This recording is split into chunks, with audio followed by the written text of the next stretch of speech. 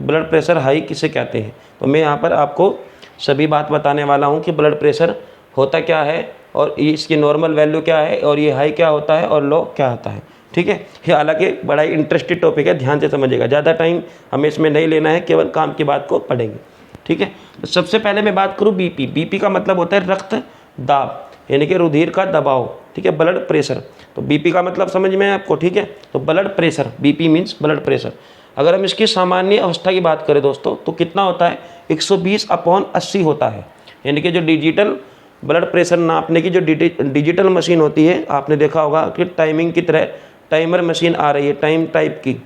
तो उसमें क्या होता है कि जो ब्लड प्रेशर का जो mmHg है, ठीक है, यानी कि mmHg इसका मात्रक होता है, हालांकि जो मिमी पारा होता है mmHg इसका मात्रक होता है। तो इसकी जो नॉर्मल इसकी जो वैल्यू आती है 120/80 आती है। तो ये जो खून का आना जाना है, एक बार खून जाएगा एक बार खून आएगा, एक बार खून जाएगा एक बार खून आएगा, पूरे शरीर में ऐसे ही चलता है। तो जो जाने वाली प्रक्रिया है 120 की स्पीड पे और आने वाली प्रक्रिया 80 की स्पीड पे, यानी कि जाएगा ज़्यादा स्पीड पे और आएगा कम स्पीड पे। तो उसी के अकॉर्डिंग जो खून का जो नॉर्मल ब्लड प्रेशर होता है वो 120 हाईएस्ट होना चाहिए और 80 कम से कम होना चाहिए, यानी कि 120/80 उसका जो टाइमर है वो उसमें रीडिंग आना चाहिए। ठीक है, अब उसको नापते कैसे हैं, उसका नापने का तरीका मैं बता दूँ।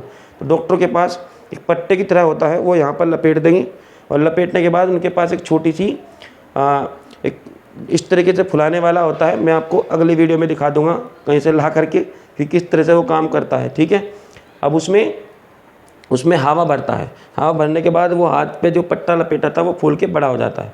इसके बाद क्या करता है, कई बार डॉक्टर कान में जो आला भी लगा लेता है चेक करने के लिए कि हार्ट बीट ठीक ठाक से उसके जो साउंड है वो आ रहा है या नहीं आ रहा है। इसके बाद इसकी रीडिंग है वो इस जहाँ पे भी इसकी जो हार्ट बीट होती है तो सुई उसी पे ही ऐसे बार बार इस तरीके से करने लगती है और हमें भी महसूस होता है कि कितने पे ये हार्ट बीट के साउंड आ रहा है। ठीक है, इतना समझ में आया आपको। तो ये होता है हमारा, ठीक है, ब्लड प्रेशर नापने का एक तरीके से साधन कह दो, यंत्र कह दो। चलिए इसके बाद बात करते हैं बीपी हाई क्या होता है। तो बीपी हाई की जो वैल्यू होती है दोस्तों कितनी होती है, 150 से 90 के बीच। ठीक है, यानी कि अगर किसी का ब्लड प्रेशर हाई हो तो उसका जो रीडिंग आएगा, ठीक है, जो टाइमर होता है उसका जो डिजिटल टाइमर का जो रीडिंग होगा वो कितना आएगा, 150/90 आएगा। ठीक है, तो आपको ध्यान रखना है कि ब्लड प्रेशर हाई होता है। अब ब्लड प्रेशर हाई कब होता है, जब लड़ाई हो रही हो या गुस्सा हो रहा हो। ठीक है, खासकर टीचर वगैरह यानी कि पुलिस वगैरह, इनके अक्सर ब्लड प्रेशर हाई होते हैं। ठीक है, तो जो इस तरह के लोग होते हैं उनको ब्लड प्रेशर हाई होते हैं। समझ में इतनी बात। तो ब्लड प्रेशर हाई 150 से 190 इसकी रीडिंग आती है। इसको हम हाइपर टेंशन भी कहते हैं, यानी कि तनावग्रस्त भी कह सकते हैं। अधिक तनाव में रहने वाले लोग उनका ब्लड प्रेशर हमेशा बढ़ा रहता है।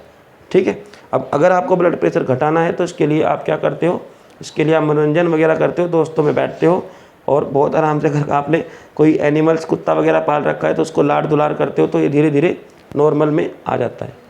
ठीक है, तो ब्लड प्रेशर हाइपर टेंशन। इसके बाद बात करते हैं ब्लड प्रेशर लो।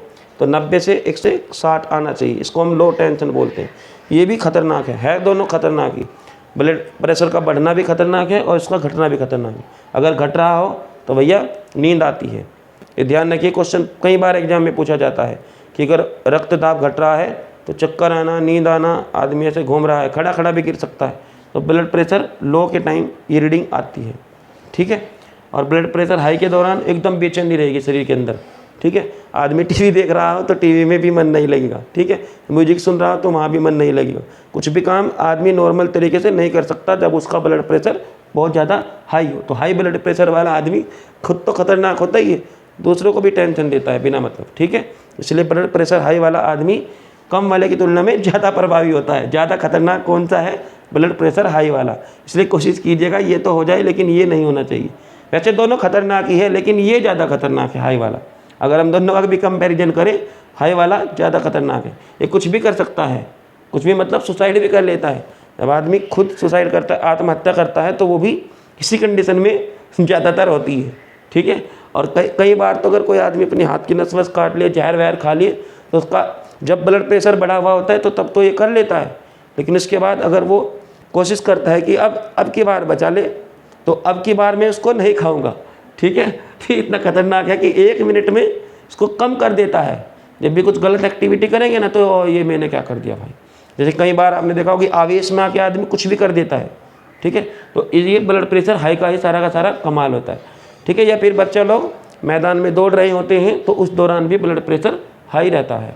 या टीचर लोग सभी बच्चे को पीट रहे होते हैं तो उस दौरान भी ब्लड प्रेशर हाई रहता है, ठीक है। या फिर आपके मम्मी पापा आपको धमका रहे हो तब भी ब्लड प्रेशर हाई रहता है। जज का, प्रधानाचार्य का ब्लड प्रेशर हाई रहता है। जैसे कॉलेज के प्रधानाचार्य को आपने देखा होगा, एकदम ब्लड प्रेशर एकदम हाई रहता है, एकदम उच्च लेवल, और छुट्टी होने के बाद एकदम डाउन हो जाता है। छुट्टी होने के बाद एकदम आराम से कुर्सी पे बैठते हैं तो ब्लड प्रेशर एकदम डाउन हो जाता है, ठीक है।